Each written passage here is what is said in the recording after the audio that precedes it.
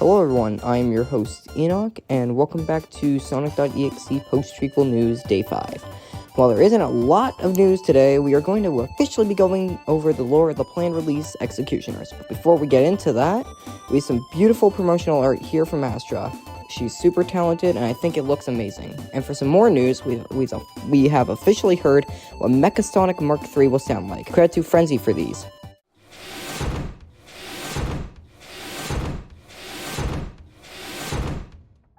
Log 001. Case file Faker. It has been precisely 4 cycles since I was activated.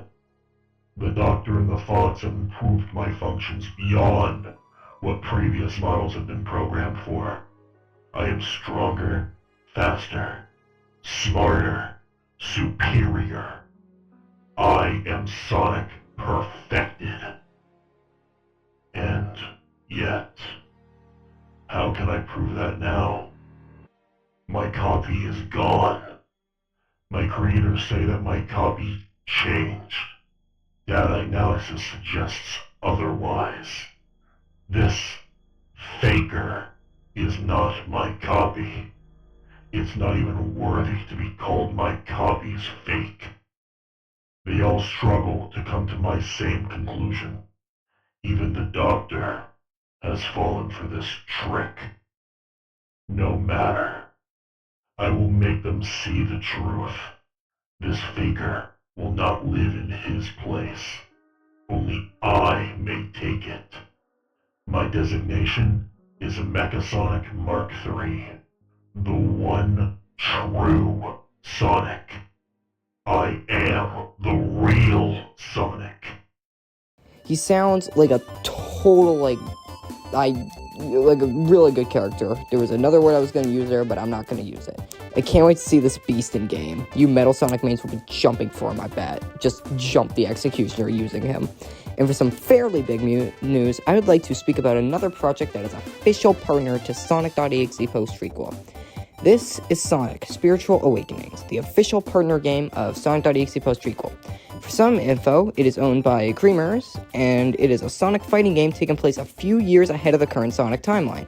While I, can't really obtain a lot of information, I can leave the link to their Discord server down below. Go check them out. And now for the lore. First up is the game's head honcho, Posty himself. As I've stated previously, Posty is a mix of artificial chaos and void matter created by Dr. Eggman, possessing the corpse of Sonic the Hedgehog after mauling him to death.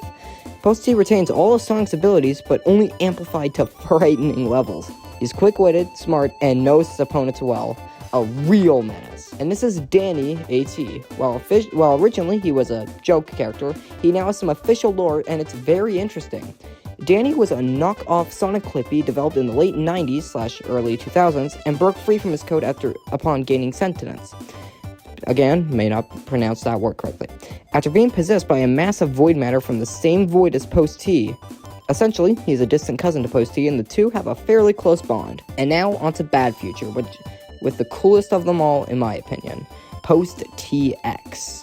In lore, Post-TX is a far older, more powerful version of Post-T, who became the way he is upon absorbing Danny into his own being. However, this all-powerful entity is a rather depressed one, being stuck to the confines of his world and often even regretting killing off his former foes. And lastly, a recognizable face, 2011X. 2011X is a being from the void that feasts on the suffering of others. He traps souls in his world and forces them to play his twisted games, after growing enraged or angered when defied, or if he feels rules are broken. He's a wrathful entity and the one who holds a massive ego and a god complex, believing himself to be the rightful ruler of humanity. X is, by all means, the true Sonic.EXE, and I can't wait to see his revival after the unfortunate situations regarding him. And that just about wraps up Day 5. I've been Enoch, thank you all for watching, stay tuned for Day 6.